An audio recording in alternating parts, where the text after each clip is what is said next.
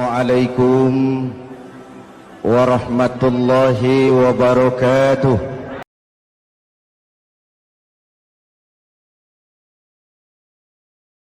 Alhamdulillah wassalatu wassalamu ala Rasulillah Sayyidina Muhammad ibn Abdullah wa ala alihi wa sahbihi wa mawala, amma ba'du.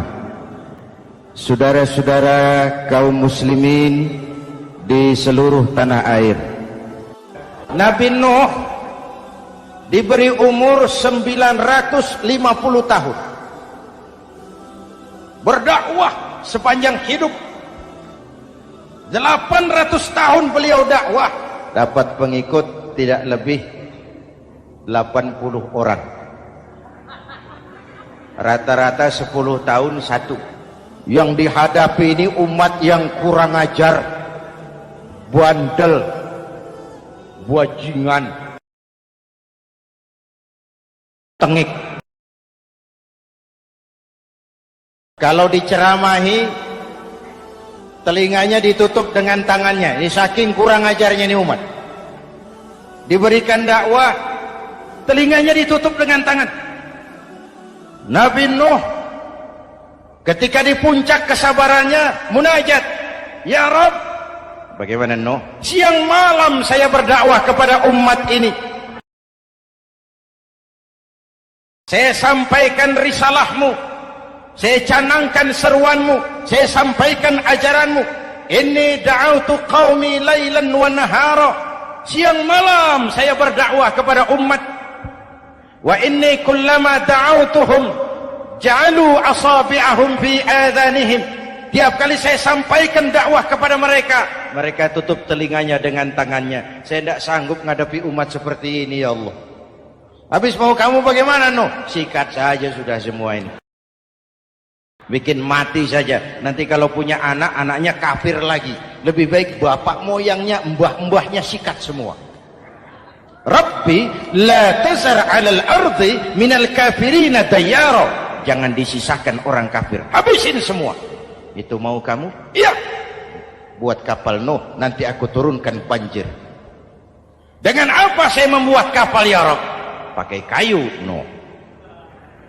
Kayunya dari mana, ya Rabb? Dari pohon tentu. Pohonnya belum ada, ya Rabb. Tanam dulu, Nuh. Membuat kapal, kayunya nanam pohon dulu.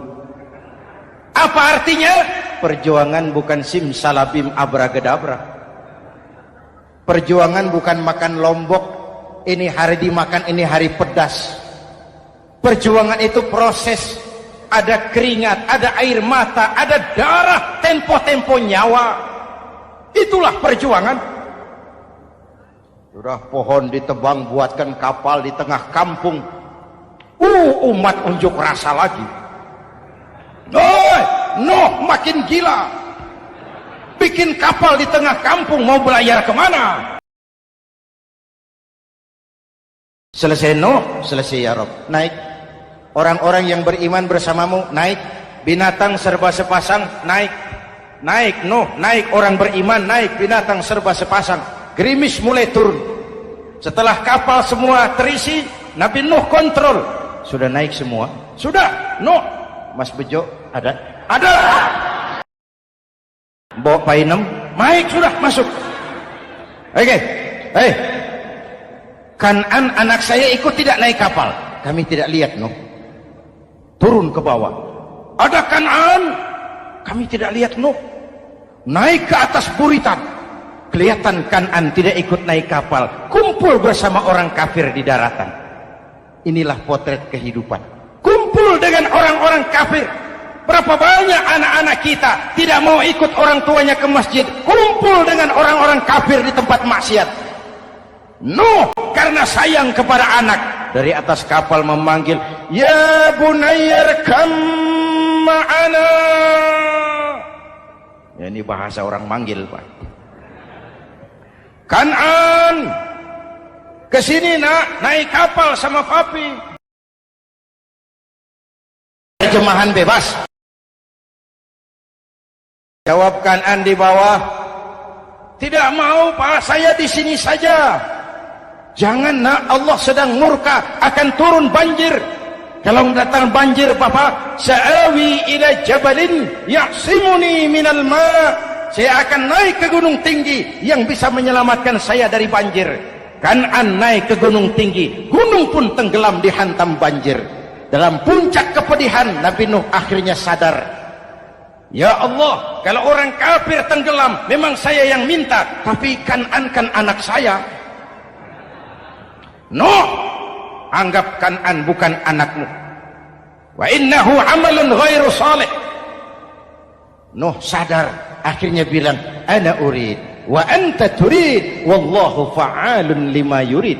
Aku punya kemauan, kau Kan'an punya kemauan, Allah juga punya kemauan. Kemauan Allah lah yang akhirnya jadi kenyataan. Nek sekarang juga kita ngadepi musim banjir. Bukan banjir air saja, banjir peradaban-peradaban yang masuk ke negeri kita.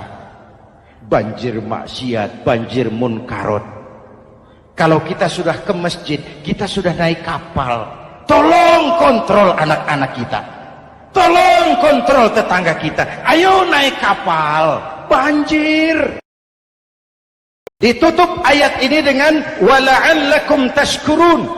Atas hidayah yang diberikan kepada kita, kita bisa melaksanakan ibadah Ramadan, bisa takbiran, dan diakhiri dengan ungkapan tasyakkur. Tasyakkur dan tafakkur, mensyukuri nikmat. Saya berulang kali mengingatkan, nikmat bisa berubah menjadi azab kalau kita tidak pandai mensyukurinya. Bayangkan Pak, tahun 87-an kita itu jadi negara yang berswasembada pangan. Beras kita cukup untuk rakyat kita. Sekarang kita jadi pengimpor beras terbesar. Kita beli beras ke Vietnam, kita beli beras ke Thailand, ke negara-negara yang lebih kecil dari kita. Kenapa? Karena sawah kita tanami gedung dan beton. La in syakartum la azidannakum wa la in kafartum inna adzabi lasyadid. Kalau kamu bersyukur, aku tambah nikmat. Kalau kamu ingkar, tidak pandai bersyukur, awas, azabku pedih. Maka ungkapan saya, orang kaya bisa masuk surga karena hartanya. Orang kaya bisa masuk neraka juga karena hartanya. Syukur apa tidak syukur?